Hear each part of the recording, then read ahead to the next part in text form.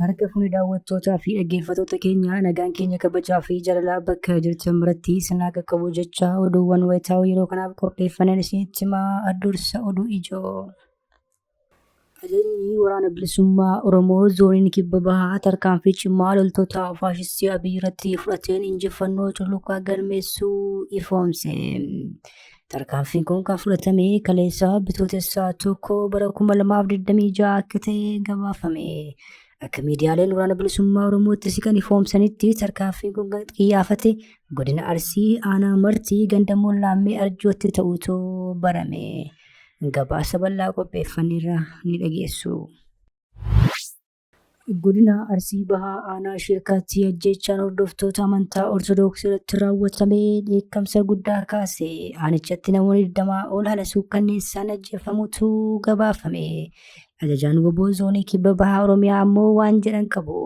Kunutuu kanaan jiru xiinxalaan siyaasaa Jawaar Mohaammed barreeffama karaa miidiyaa hawaasummaa isaa qoodeen ajjeechaa uummata nagaa irratti raawwatame kana balaaleffate. Dhimma kanarratti gabaasa bal'aa qopheeffanneerra ni balballoomsina. Garee Shimallis Abdiisaa miliyoona 100 deeggarsa kenneefii ture haleellaa raawwataniin qondaala bilxiginnaa tokko ajjeesuun jiraattota biroo ammoo madeessuun barame.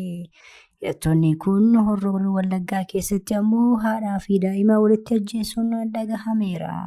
Bal'ina gabaasichaa ammoo isinis ni dhageessu.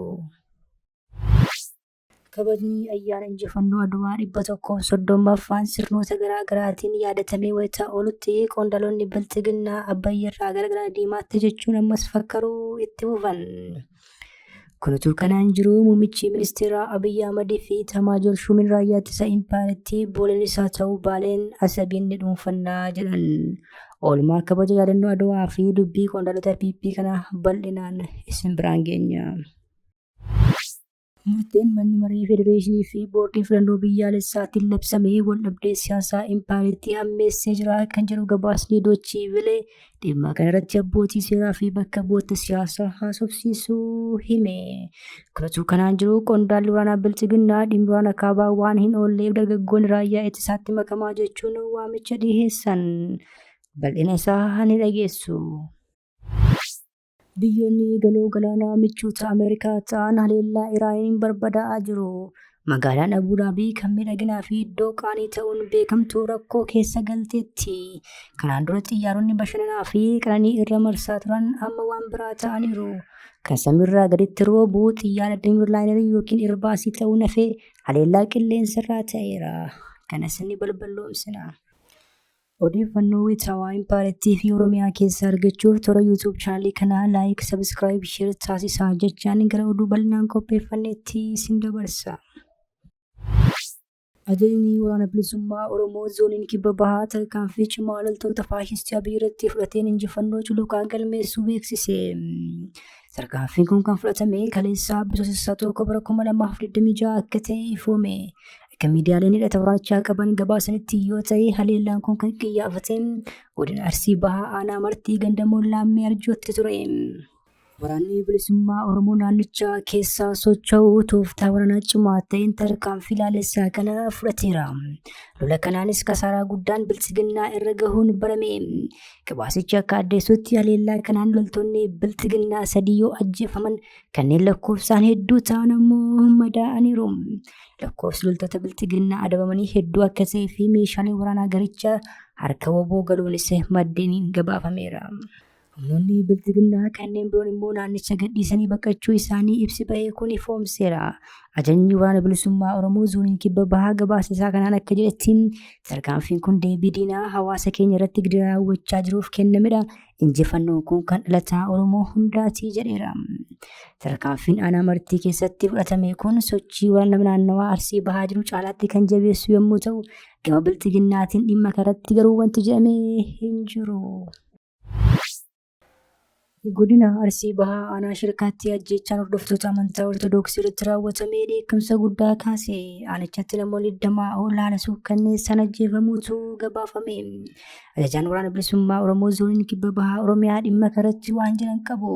Kunutuu kanaan jiru xiinxalaan siyaasaa Jawaar Mohaammed barreeffama karaa miidiyaa hawaasummaa isaa qoodeen ajjeechaan uummata nagaa irratti raawwatamu kun balaaleffatamuu qaba jedhe. Manni amantaa Ortodoksii Tawaahidoo Itoophiyaa isa baafteen godina Arsii Bahaa aanaa Shirkaa keessatti hordoftoonni amantichaa 20 ol haleellaa irratti raawwatameen ajjeefamuu ibsuun mootummaan federaalaa fi naannoon Oromiyaa dhumaatii kana akka dhaabaniif waamicha goote. Sinodoosichi ibsa baaseen ajjechaan kun godina Arsii aanaalee garaagaraa keessatti itti fufee jiraachuu ibsuun kanneen lubbuun darban irratti kaan ammoo butamanii akka jiran ifoomse. Jawaar Mohaammed gama isaatiin ajjechaan kun waan hedduu nama gaddisiisudha erga jedhee booda ajjechaan irra deddeebiin uummata nagaa irratti raawwatamu kun gama hundaanuu balaaleffatamuu qaba jedhe. Garuu balaaleffannaan qofti gahaa hin ta'u ajjechaan sirnaan qoratame yakkamtoonni adabamanii uummanni balaa wal fakkaataaf lamuu akka hin saaxilamne wabiin nagaan jiraachuu kaa'amuufii qaba jedhe xiinxalaan siyaasaa Jawaar Mohaammed. Gumiin dhaabbilee amantii Impaayiritti ajjechaa amma dura raawwatame qorachuuf naannawaa sanii imalee turuu kan eere Jawaar gumichi gochaan sun hordoftoota amantii tokko qofaarratti kan xiyyeeffate miti humnoota meeshaa hidhatanii socho'an kanneen eenyummaan isaanii hin beekamne raawwatame jechuun gabaasa wal falmisiisaa dhiyeessuu hin yaadachiise. Ajjechaan ammaa kunoo kan eenyummaa amantii irratti xiyyeeffatee moo miti? Eenyummaa qaama hidhatee uummata nagaa fixu kanaa hoo beekuun maaliif dadhabame laata? Mootummaan ajjechaawwan bakkoota garaagaraatti raawwataniif saffisaan humnoota riphee lolaatti quba qabuun beekamu ajjechaawwan bifa amantii qaban kanaaf abbaa itti tolchuurraa maaf oolquutti laataa jechuunis gaaffilee deebii barbaadan tarreesseera. Gaaffilee kanneenii fi kan biroof deebii argachuuf akkasumallee akka uummata miidhamee baasuuf qaamni kamirraayyuu walabatee bilisummaan qorannoo geggeessuun dhaabbachuun barbaachisaadha jedhe namni siyaasaa gameessi Jawaar Mohaammed. Ajajaan waraana bilisummaa Oromoo zoonii kibbaa bahaa jaalsabaa galgoo dhiyeenyaa kana turtii kuush miidiyaa neetwoorkii wajjin taasisaniin garee hidhattoota nama ajjeesanii fi saaman kana kan bobbaasu qaama mootummaa ofiin jedhutu ijaaree jedhanii turan. Keessumaa ammoo garee kana hundeessuu keessatti ministeerri geejjibaa Dr. Alamuu Simee akka harka keessaa qaban himanii turan. Naannoo Oromiyaatti lafa akka maqaatii dhoksaa kanarratti irreeyyuu haa qabaatu malee biyya keessatti akkasuma hin jiru nati jette akkuma jirutti ta'ee mootummaatu gartee waan kana hundeesseera. Mootummaa warra hundeessee jiru kana akka lafa keessa jirru kanatti waraanni bilisummaa Oromoo kuni mootummaa lolaa jiraachuu biratti akka saba Amaaraa lolaa jirutti bakka jirutti uummata sadarkaa aanaa irra jiru gandoota irra jiru warra baay'ee qunnamtii irraa fagoo ta'anii fi qunnamtiitti iyyuu dhiyaatanii dantaa qabantu jira. Warra dantaa qaqqabu faayidaa dhuunfaa keessaa argatan jechuudha. Warra akkasii suni maqaa uummata Amaaraa kana shanii irraa tiksitu jedhuun gartee warra ijaarantu jira. Eenyu ministeerri geejjibaa tokko Alamuu Simee. Namni waan kana gadi fageenyaan toora amma jajuu fi martii dabalatee haga shananiitti jechuudha. Haga shanan kooluutti gunaa dabalatee namni waan sana hundeesse Alamuu Simee jechuudha. Dudduuba isaa Alamuutu jira. Mootummaatu jira. Garee Shimallis Abdiisaa miliyoona 100 deeggarsa kenneefii ture haleellaa raawwataniin qondaala biltiginnaa tokko ajjeesuun jiraattota biroo ammoo madeessuun barame. Hidhattoonni kun Horroo Guduruu Wallaggaa keessatti ammoo haadhaa fi daa'ima walitti ajjeesuun dhagahameera. Gareen miliq faarsuu fi farra ilmaan Oromoo ta'e faannoon biltiginnaan bobbaafamee ilmaan Oromoo Walloo hanga Wallaggaatti akka baalaatti harcaasuun guyyaa guyyaan lubbuu namoota nagaa dhibbootaan lakkaa'aman balleessaa jira. Pireezidaantiin naannoo Oromiyaa obbo Shimallis Abdiisaa waggaa afur duraa gara naannoo Amaaraatti imaluun garee kanaaf deeggarsa birrii miliyoona 110 booda shanii fi TPLF waliin balleessina jechuun dhaadachuun ni yaadatama. Garee hidhattootaa kun yeroo ammaa humna isaa jabeeffachuun qondaala PP tokko dabalatee namoota nagaa hedduu ajjeesuun ifoome. Guyyaa kaleessaa gaafa tokko bira 2026 aanaa Lemmuutti bulchaa kan ta'an qondaaleen biltiginnaa obbo Fiixaa Baqqoo jedhaman garee finxaaleeyyii faannoo kanaan ajjeefamaniiru.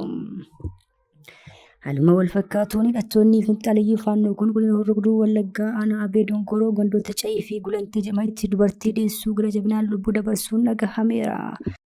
Godina Horroo Guduruu Wallaggaa aanaa Abee Dongoroodha. Godina Horroo Guduruu Wallaggaa aanaa Abee Dongoroo taateen guyyaa 3 kana ta'e taatee uummata ilmaan Oromoo irratti kan hin taanetu ta'aa jira. Sanyii duguuggaadhaan wal qabatee uummanni Oromoo akka inni mana isaa keessa hin jiraanne akka inni mana isaa irraa bahee bosonatti galu gochaa kan jiru qaama hidhatee ofiin of faannoo ofiin jedhudha kan uummata kana buqqisaa jiru. Haa ta'uyyuu malee har'a guyyaa har'aa taatee ijaan yookaan immoo gurraan wanta ta'ame jedhamee kan hin yaadamne kan isaan raawwatanii keessumaa ganda cayii kan jedhamu haadha daa'imaa ji'a lama kan hin guunne kan isaan ajjeesanii sireerratti kan isaan ajjeesanii jechuudha.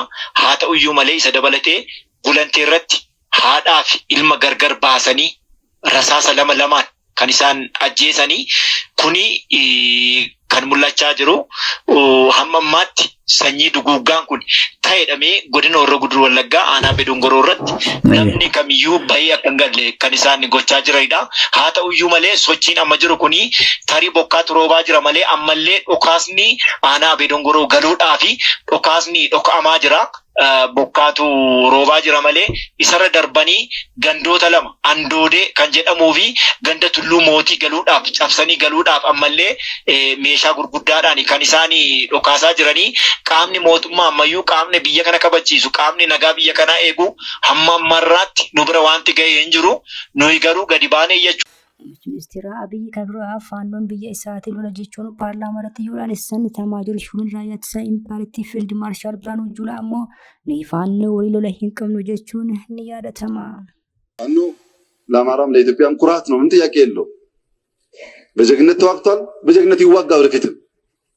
እሱ የአብይን ውዳሴ ሙገሳ ጠብቆ የሚዋጋ ሳይሆን አገሩ ወዶ የሚዋጋ ስለሆነ ከተነካችበት አይቆም ወደፊትም። አርጓል፣ ያደርጋል፣ እያደረገም ነው ያለው። ይሄ መመስገን አለበት፣ መወደስ አለበት፣ መከበር አለበት። ከፋኖ ጋር መዋጋት አንፈልግም። ምንም አጀንዳ የለንም። ከፋኖ ጋር የሚያዋጋን አጀንዳ የለንም። kabajni ayyaana injifannoo Adwaa 130ffaan sirnoota garaa garaatiin yaadatamee wayitaa oolutti qondaaltonni Bilxiginnaa Abbayyarraa gara Galaana Diimaatti jechuun ammas fakkaruu itti fufan. Kunis kanaan jiru muummichi ministeera Abiyyii fi Itaamaajoor Shuumii raayyaa ittisa impaaritii Biraanuu Juulaa booliin isaa ta'uu baaleen sabiinni qabannaa jiran. Kabajaa yaadannoo injifannoo Adwaa 130ffaa har'aa impaaritii keessatti kabajamaa ooleen qondaaltonni Bilxiginnaa qaamolee baadaa fi baandaa jiran arrabsaa akkasumas hulaa galaanaa ni arganna jechuun ammoo dhaadachaa oolaniiru. Adwaan yoo gootummaa abbootii fi haadholii keenyaa yoo yaadannu wareegama isaan kaffalan qofa osoo hin taane mul'ata Itoophiyaaf qaban ta'uu kan kaasan pirezidaantiin impaaritii Taayyee Asqasillaasee dhaloonni ammaas hulaa galaanaa seenaan nuuf ta'e argachuuf qabsoo keenya itti fufuu qabnaa jedhan. Gaaffiin mirga hulaa galaanaa amansiisaa fi waaraa ta'e argachuu imaanaa gootonni Adwaa nu dhaalchisanii fi kan birmadummaa biyya keenyaa irraati maddee jedhan. Gaaffii kana jalaa dhiyeessuuf tattaaffii taasifnu barootaaf nu irraa hin fagaannee kan jedhan pirezidaantii Taayyeen faayidaa tarsiimawaa dabarsinee kenninee murtoo seenaa dhuga qabeessa wajjin dhaabbachuu kan qabnu ta'uu mirkaneessaa jedhan. Injifannoon Adwaa baandota qaanessuun uummattoota gurraachota hunda bilisummaa gonfachiisuu fiildi maarshaal Biraanuu Juulaa hubachiisuun har'a ta'uu baannaan baandonni baroota keessaa hin banne jiraachuu akeekuun kanuma keessatti Itoophiyaanonni seenaa injifannoo itti fufsiisuu danda'aniiru jechuun dhaadataniiru. Baandonni waan waloon qabnu hubachuu caalaa biyya gurguruuf yaalan baay'een jiraachuu yeroon humni Itoophiyaan qabdu eessattiyyuu yoomiyyuu kan hin raafamne ejjennoo faayidaa biyyaalessaa dursuu gootonni kaleessaa hojjetan agarsiisaa itti fufsiisuu ta'uun warreen kallattii garaa garaan Itoophiyaa tuttuquu barbaadan harka isaanii sassaabbachuun osoo qalbii jijjiirrachuun gara waloon biyya guddisuutti deebi'anii gaarii ta'uu Itaamaajoor Shuumiin waliigalaa raayyaa ittisaa impaaritii fiildi maarshaal Biraanuu Juulaa kabaja yaadannoo Adwaa 130ffaarratti ergaa dabarsiisaniin hubachiisaniiru. Kana malees hidhattoota 15,000 hidha haaromsaa irratti duulchisanii turan nuti garuu injifannee xumursiifne jechuun fiildi maarshaal Biraanuu Juulaa dubbatan. የመጀመሪያው የውሃ ሙሌት ጭምጭምታ ወሬ ሲሰማ ታሪካዊ ጠላቶቻችንና ባንዳዎች ግንባር ፈጥረው በአንድ ጊዜ 15,000 የሰለጠነና የታጠቀ ኃይል ከአገር ውጭ አሰልጥነው ህዳሴ ግድብ ላይ በመልቀቅ ልማቱን ለማደናቀፍ ተረባረቡ። እኛ የህዳሴ ልጆች ደግሞ አሸንፈን ህዳሴ ግድብን አስቀጠል ነው። ዛሬ የህዳሴ ግድብ ተጠናቆና ተመርቆ እነሆ ኤሌክትሪክ እየሰጠ ይገኛል። ከአማራ ከኦሮሞና ከትግራይ ጥያቄ በስተጀርባ ሆነው ድጎማ እየሰጡና እያስታጠቁ እንድንገዳደል እንድንዳከም እየሰሩ ባሉት በዚህ 5-6 ዓመታት ባንመክታቸው ኖሮ ኢትዮጵያን አሁን ባለችበት ቁመና አናገኛትም ነበረ። Guyyaa har'aa faaruu maashii baandii raayyaa ittisaa impaayirtii magaalaa Finfinneetti dhiyeesse. Abbayyaan xumurreerra galaana diimaatu nu hafaa kan jedhu ture. Muummichi ministeeraa fi Taamaajoor Shuumii raayyaa ittisaa impaayirtii ammoo booleen isaa ta'uu baaleen asabiin ni qabannaa jedhanii turan. እናገኛለን በቦሌም ሆነ በባሌ። ህዝባችን አሁን 130 ሚሊዮን ነው። በሚቀጥሉት 25 ዓመታት 200 ሚሊዮን ይሆናል። እንዴት በ2 ሚሊዮን ማህበረሰብ ጥቅም የ200 ሚሊዮን ህዝብ ጥቅም ይዘጋል? በባሌም ሆነ በቦሌ እንደተባለው ግን አይቀርም ማለት ነው። Murtee manni maree federeeshinii fi boordii filannoo biyyoolessaatiin labsamee waldhabdee siyaasaa impaayirtii ammeessee jira kan jedhu gabaasni Dooyche Weelee dhimma kanarratti abbootii seeraa fi bakka bu'oota siyaasaa haasofsiisuu hime. Kanatoo kanaan jiru qondaalli waraanaa Bilxiginnaa dhimma waraana kaabaa waa hin oolle waan ta'eef dargaggoonni raayyaa ittisaatti makamaa jechuun waamicha dhiheesse. Boordii filannoo biyyoolessaa impaayirtii fi manni maree federeeshinii mootummaa naannoo Tigraay irratti naannolee filannoo 5 keessatti mana maree bakka bu'oota uummataa filannoo adda ta'ee fi kallattiin geggeessuuf murtee isaa beeksisee ture. Naannolee filannoo 5 kana ilaalchisee murtee mana maree federeeshinii mormuuf jimaataa guraandhala 2018 akka lakkoofsa impaayirtiitti naannoo Tigraay magaalota akka Maqalee, Aksumii fi Shiree dabalatee iddoo garaa garaatti hiriirri mormii geggeeffamee ture. Hiriira mormii magaalaa Maqaleetti geggeeffameen pirezidaantiin bulchiinsa naannichaa Taaddasee Warradee dura ta'an Abboot Dabratsiyoon Gabra Mikaa'elii fi hooggantoonni paartilee siyaasaa mormitootaa murtee boordii filannoo biyyoolessaa cimsanii balaaleffataniiru. Murteen filannoo biyyoolessaa impaayirtii fulbaana 16 bara 2018 mana maree federeeshinii naannoo filannoo Humaraa, Adabreet, Koreem, Salamtii fi raayyaa Allamaaxaatti filannoon kallattii mana maree bakka bu'oota uummataaf naannoo Tigraayitti qofaatti akka geggeeffamu murteessuun isaa ni yaadatama. Kunitoo kanaan jiru Jeneraalli Bilxiginnaa dhimma hulaa galaanaa waa hin oolle dargaggoonni of qopheessaa jechuun raayyaa ittisaa impaayirtiitti akka dabalaniif waamicha taasisan. Gama biraan loltoonni faashistii Abiyyi booji'amaa jiraachuun saaxilame. ህጋዊም ፍትሐዊም ጥያቄ ነው። ይሄ የዓለም ህዝብም አካባቢ ያሉ ሀገሮችም ይረዱታል ብለን እናምናለን። ይሁንና ይሄ ሳይሆን ከቀረስ የሚለው ጉዳይ ወጣቶች እንዳነሳችሁት ለኢትዮጵያ ተሻጋሪ ጥቅሞች በጋራ መዘጋጀት ያስፈልገናል።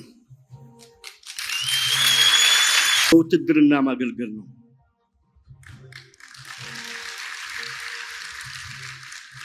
ስለዚህ ወጣቶች ወደ መከላከያ እንድትመጡ ደግመን ጥሪ እናቀርብላችኋለን። Biyyoonni galoo galaanaa michoota Ameerikaa ta'an haleellaa Iraaniin goolamaa jiru. Magaalaan Abuu Daabii kan miidhaginaa fi iddoo qanii ta'uun beekamtuu rakkoo keessa galteetti. Kanaan dura xiyyaaronni bashannanaa fi qanii kan irraa marsan amma waan biraa ta'ee argame.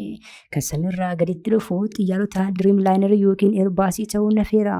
Amma kan qilleensarraa gara magaalattiitti imalu misaalota fageenya dheeraa imalani.